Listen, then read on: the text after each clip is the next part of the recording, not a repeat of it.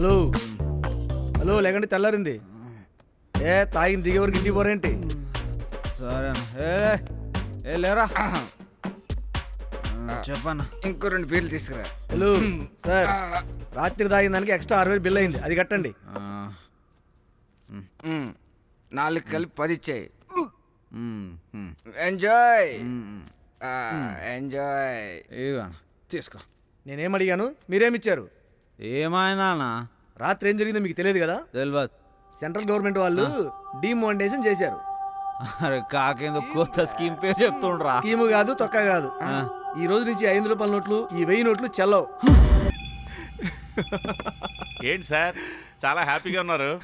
రామస్వామి గారు, సార్ మనుషులకి ఒక చెడ్డ గుణం ఉంది. ఏంటి సార్ అది?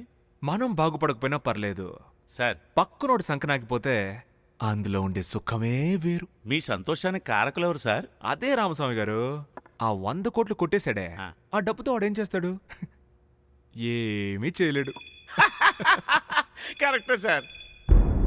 రామస్వామి గారు, సార్ మీ నవ్వేదో తేడాగా ఉంది. అబ్బే ఏం లేదు సార్, కరెక్టే అంటున్నాను. ఆ నవ్వులో ఇంకేదో అర్థం ఉంది రామస్వామి గారు. అబ్బే ఏం లేదు సార్. చెప్పండి, పర్లేదు. సార్ 100 కోట్లు ఎత్తుకెళ్ళి పోలీసులు దొరకకుండా తిరిగే తెలివి ఉన్నోడికి 100 కోట్లు మార్చే తెలివి ఉండదంటారా సార్?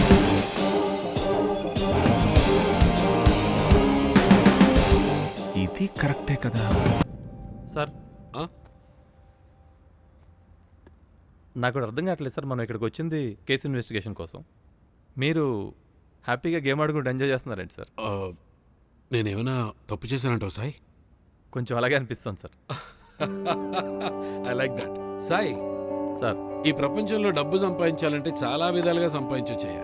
కానీ అంత డబ్బు ఇప్పుడున్న సిచ్యువేషన్లో కన్వర్ట్ చేయాలి అంటే ఎక్కడికి రావాలి? బ్యాంక్కి రావాలి.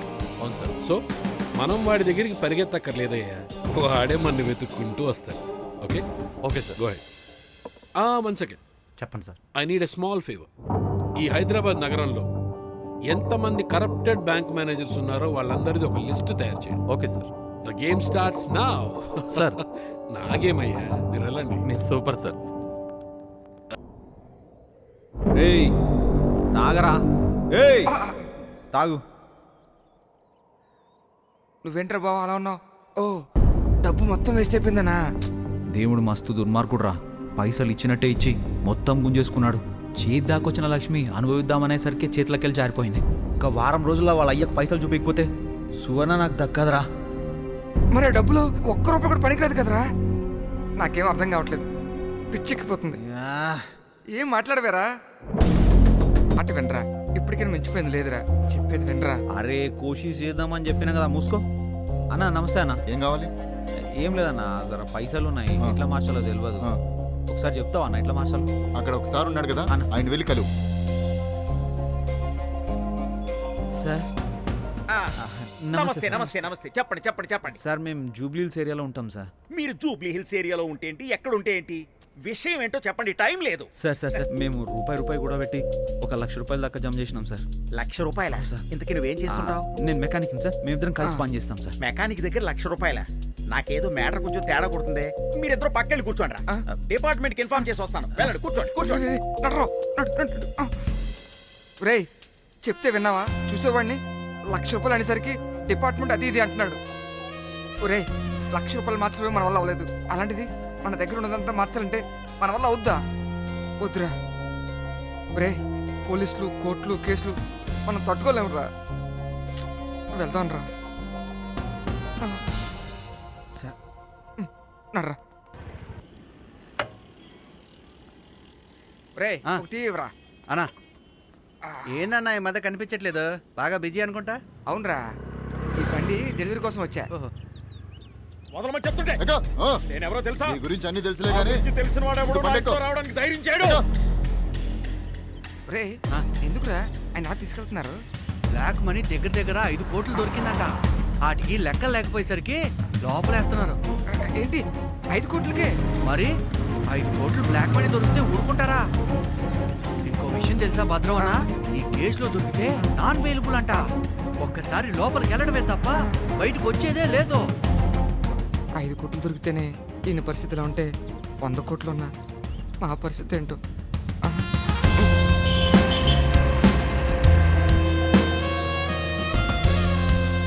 ఒరే నానిగా ఎక్కడున్నావురా? ఎక్కడ నెతకాలరా?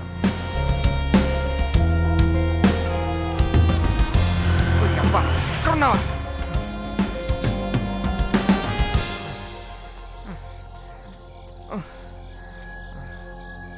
రే పొద్దు నుంచి నీకోసం ఊరంతా వెతుకుతున్నాను రా. రే డబ్బులు దొరికితే పెద్ద పెద్దలు లోపల వేసేస్తున్నారా? మనం ఎంత? మనం కనుక డబ్బులతో దొరికితే మా అమ్మ నీ మరదలు ఏమైపోతారా? వద్దురా, మనకి డబ్బులు వద్దు. రే నేను ఇంత టెన్షన్తో సీరియస్గా చెప్తుంటే నీ పాటి నువ్వు రిలాక్స్గా సిగరెట్ వెలిగిస్తావా? ఇప్పుడు అవసరం అయింది.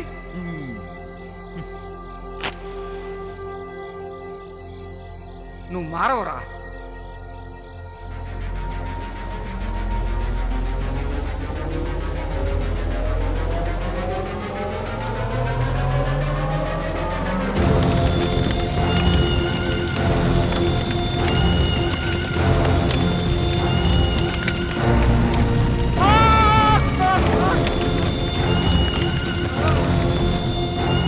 ఏంట్రా డబ్బులు మొత్తం తగబెట్టేశావు?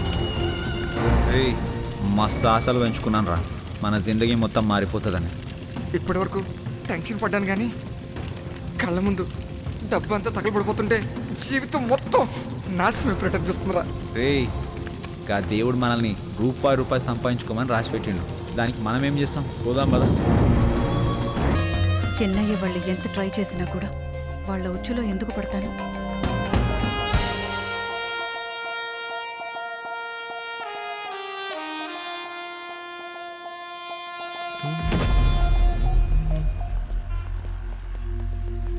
One minute sir. ఊరి చివరి పెద్ద ఎత్తున డబ్బు తగలపెట్టేశారట. దానికి మీరు ఎలాంటి యాక్షన్ తీసుకోబోతున్నారు? బ్లాక్ మనీ అని అర్థమైంది. దానికి సంబంధించిన వ్యక్తులు ఎవరనేది తెలిసిందా? సార్ ఇదంతా జరిగి 12 గంటలు కావస్తున్నా మీ డిపార్ట్మెంట్ నుంచి ఎటువంటి రియాక్షన్ లేదండి. ఆగండి ఆగండి, ఒకరి తర్వాత ఒకళ్ళు బుర్ర తినేస్తారేంటి? సార్ మాడతారు, ఉండండి.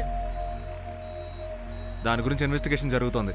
ఏదైనా ఇన్ఫర్మేషన్ తెలిసిన వెంటనే మీకు చెప్తాను. డబ్బు కాల్చింది ఎవరు, అసలు ఆ డబ్బు ఎవరిది అన్నది తెలియాల్సి ఉంది. ఖచ్చితంగా ఆ డబ్బు ఎవరిదో అయిండదు.